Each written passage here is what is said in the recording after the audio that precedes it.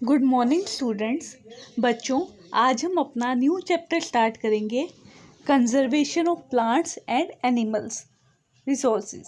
ठीक है, तो उस हमारा फर्स्ट टॉपिक है डिफॉरेस्टेशन। तो आज हम पढ़ेंगे डिफॉरेस्टेशन क्या होता है। ठीक है, डी का मतलब रिमूवल, ख़त्म कर देना। डी ई का मतलब रिमूव कर देना, और फॉरेस्ट का मतलब जंगलों को। तो जंगलों को ख़त्म कर देना ही डिफॉरेस्टेशन है। तो डिफॉरेस्टेशन दो वर्ड से मिलकर बना है। डी ई मतलब रिमूवल, डी, और फॉरेस्टेशन मतलब कि जंगलों को ख़त्म कर देना। अब जंगल कैसे ख़त्म होते हैं, क्या क्या रीज़न है, इनके बारे में आज हम डिटेल में पढ़ेंगे। यहाँ देखो, इस पिक्चर में आपको दिख रहा है कि बहुत सारे जो पेड़ हैं वो कट कर दिए गए हैं। ठीक है, कट गए हैं या किसी ने काट दिए हैं या फिर हवा आंधी तूफान से गिर गए हैं, कोई भी रीज़न हो सकता है इसका। कहते हैं कि डिफॉरेस्टेशन क्यों किया जाता है, ताकि हमें ज़मीन मिल जाए हमारी फसलों को उगाने के लिए, या फिर हमें हाउसेस बनाने के लिए जगह मिल जाए, या फैक्ट्रीज बनाने के लिए, या कोई और चीज़ें बनाने के लिए हमें स्पेस की नीड होती है, लैंड की नीड होती है, इसलिए हम पेड़ों को काटते हैं। ठीक है, तो अगर मान लो कि कहीं पर भी हमने घर बनाना है, तो हम यूजुअली हम देखते हैं कि वहाँ पर पहले पेड़ होते हैं, फिर पेड़ को काटा जाता है और फिर वहाँ पर घर बनाया जाता है। ठीक है, लेकिन हम ये नहीं करते कि अगर हमने पेड़ को काटा तो हम फिर से पेड़ लगा दें वहाँ पर। हम क्या करते हैं, पेड़ों को कट कर देते हैं, अपने वहाँ पर घर बना लेते हैं, और जो उस पेड़ का यूज़ था उस चीज़ को हम ध्यान में नहीं रखते, बस उसको काट देते हैं ताकि हमारा घर यहाँ पर अच्छे से बन जाए और ये पेड़ हमारे घर के बीच में ना आए। अब जो वुड है, जो हमें पेड़ों से लकड़ी मिलती है, वो किस किस काम में आती है। ठीक है, अलमीरा, कपबोर्ड्स बनाने में, ठीक है, चेयर्स, बेड, ये सारी चीज़ें बनाने में लकड़ी काम आती है। तो डिफॉरेस्टेशन क्यों ज़रूरी है, ताकि हमें वुड मिल सके। पेड़ कटेंगे तभी हमें लकड़ी मिलेगी ना, तो डिफॉरेस्टेशन लकड़ी के लिए हमें ज़रूरी है। कहते हैं अब रिजल्ट क्या होता है डिफॉरेस्टेशन का, कि डिफॉरेस्टेशन करने से क्या इफेक्ट होता है हमारे इन्वायरमेंट में, हमारी लाइफ में क्या इफेक्ट पड़ता है। डिफॉरेस्टेशन हमारे एटमॉस्फेयर को बहुत तरीक़ों से अफेक्ट करता है।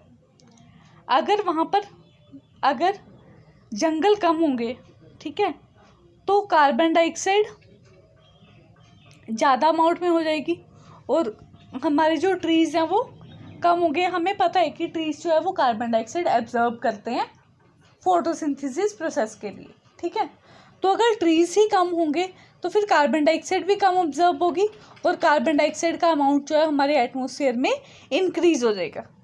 तो अगर एटमॉस्फेयर में कार्बन डाइऑक्साइड का अमाउंट इंक्रीज़ हो गया तो उससे गर्मी ज़्यादा फैलेगी, और हमें ब्रीथिंग रिलेटेड प्रॉब्लम्स भी हो सकती हैं, क्योंकि अगर कार्बन डाइऑक्साइड का अमाउंट ज़्यादा हो जाएगा तो ऑक्सीजन का अमाउंट एटमॉस्फेयर में कम हो जाएगा। ठीक है, trees loose water through transpiration.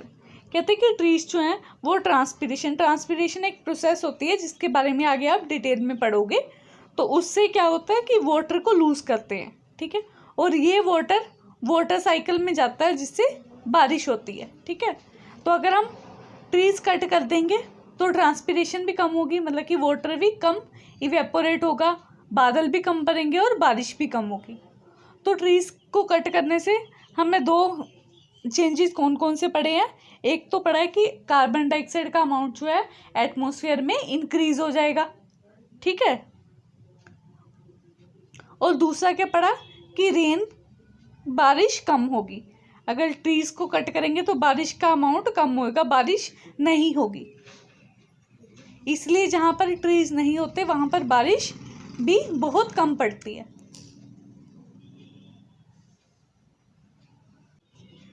Third effect क्या है, अगर डिफॉरेस्टेशन लंबे टाइम तक चलता रहे, मतलब कि लंबे टाइम तक ट्रीज कट होते रहें, तो वहाँ उस जगह का टेम्परेचर जो है वो इंक्रीज हो जाता है। ठीक है, मतलब कि वहाँ पर गर्मी बढ़ जाती है।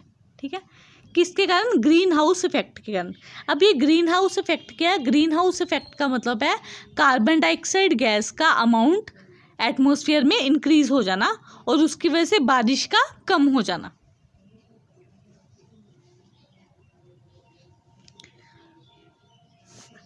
कहते हैं डिफोरेस्टेशन हमारे सॉइल को, हमारी मिट्टी को कैसे इफेक्ट करता है।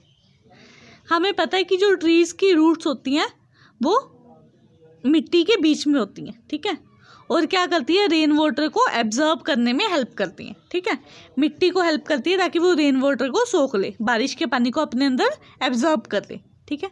तो अगर ट्रीज रिमूव हो जाएंगे तो ज़्यादा पानी हमारी मिट्टी जो है नहीं एब्जॉर्ब कर पाएगी, ठीक है।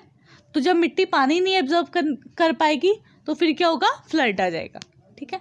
तो इसका मतलब कि अगर हम ट्रीज कट करते हैं तो उसकी वजह से फ्लड आने के चांसेस भी इंक्रीज हो जाते हैं। अब और कौन कौन से वेज है जिसमें सॉइल को अफेक्ट करती है? अगर हम ट्रीज को रिमूव कर देते हैं तो उससे सॉइल इरोजन होता है। सॉइल इरोजन मतलब मिट्टी का खराब हो जाना, ठीक है।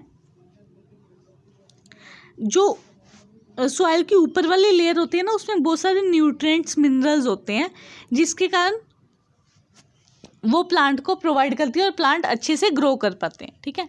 तो अगर पेड़ों को रिमूव कर देंगे तो हवा या पानी से वो मिट्टी उड़ जाएगी, बह जाएगी, तो वहाँ पर वो जो न्यूट्रिएंट वाली मिट्टी थी वो वहाँ से डिस्प्लेस हो जाएगी, तो उसका इरोजन हो जाएगा, ठीक है। तो जो ऐसी भूमि, अब देखो जहाँ पर वो मिट्टी थी जिसमें न्यूट्रिएंट्स थे वहाँ पर फसलें उग सकती थी, लेकिन अगर वो मिट्टी ही वहाँ से चली गई जिसकी वजह से फसलें उग सकती थी तो अब उस ज़मीन पर कुछ भी नहीं उगेगा।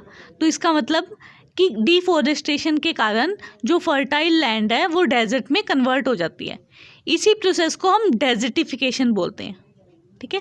डेजर्टिफिकेशन मतलब कि डेजर्ट में, रेगिस्तान में कन्वर्ट हो जाना। Deforestation also affect the water holding capacity of soil and consequently the water table. कहते हैं कि अब मैंने ये बताया था आपको कि पानी को नहीं सोख पाती है मिट्टी, मतलब ज़्यादा पानी को नहीं सोख पाती है, तो ग्राउंड लेवल जो पानी का है वो भी डिक्रीज हो जाता है।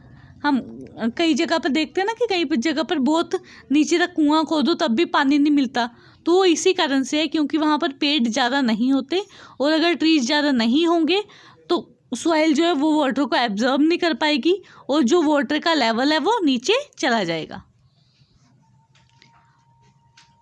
कहते हैं जो हमारी वाइल्ड लाइफ है, जितने भी हमारे प्लांट्स और एनिमल्स हैं, इनको भी डिफॉरेस्टेशन अफेक्ट करती है, ठीक है। अब जंगल में बहुत सारे प्लांट्स और एनिमल्स होते हैं, आपको पता है। प्लांट्स को हम बोलते हैं फ्लोरा और एनिमल्स को हम बोलते हैं फोना, ठीक है। अगर फॉरेस्ट ख़त्म कर दिए, कट कर दिए ट्रीज, तो ये सारे जितने भी प्लांट्स और एनिमल्स हैं इनका जो रहने की जगह वो ख़त्म हो जाएगी, ठीक है। इनके लिए स्पेस नहीं बचेगी कि ये कहाँ रहें अगर जंगल ही ख़त्म कर दिया जाए तो। Plants and animals are at a risk of becoming extinct और एंडेंजर्ड। एक्सटिंक्ट का मतलब क्या है? एक्सटिंक्ट का मतलब कि अब वो ख़त्म हो चुके हैं, मतलब कि वो चीज़ जो ख़त्म हो चुकी है, जैसे डायनासोर है वो एक्सटिंक्ट स्पीसीज है, ठीक है, जो ख़त्म हो चुके हैं, अब एग्जिस्ट करते नहीं है। और एंडेंजर्ड मतलब कि जो ख़त्म होने के कगार पर है। अगर आप डिस्कवरी चैनल देखते हो या फिर आपने न्यूज़ सुनी होगी तो आपको पता होगा कि जो वाइट टाइगर है वो बहुत लिमिटेड अमाउंट में रह गए हैं, ठीक है। तो जो वाइट टाइगर है वो हमारे पास एंडेंजर्ड स्पीसीज़ है, मतलब कि जो अभी ख़त्म होने वाली हैं, ठीक है। अब ये सब क्यों हो जाता है? क्योंकि उनको वहाँ से जाना पड़ता है जहाँ वो रहते थे, ठीक है। जो जगह पर हम रहते हैं वो जगह हमारे लिए सूटेबल होती है, तो अगर हमें वहाँ से कोई निकाल दे, ठीक है, तो हम फिर दूसरी जगह पर जाकर सरवाइव नहीं कर सकते। तो ऐसे ही एनिमल्स भी सरवाइव नहीं कर सकते या प्लांट्स भी दूसरी जगह पर सरवाइव नहीं कर सकते और उनकी डेथ हो जाती है। तो ये सारे इफेक्ट हैं जो डिफॉरेस्टेशन के कारण होते हैं। किस किस कर पढ़े हमने? हमारे एटमॉस्फेयर पर क्या इफेक्ट पड़ता है, सॉइल पर क्या इफेक्ट पड़ता है, और प्लांट्स और एनिमल्स पर क्या इफेक्ट पड़ता है, ठीक है बच्चों। आपको ये समझ आ गया। आज हम इतना ही करेंगे। और बच्चों, जो भी मैं आपको होमवर्क सेंड करती हूँ, चाहे वो लीड ऐप पर सेंड होता है, चाहे वो आपको व्हाट्सएप पर सेंड होता है, वो आपने अपनी फेयर नोटबुक पे करना है। ठीक है, थैंक यू।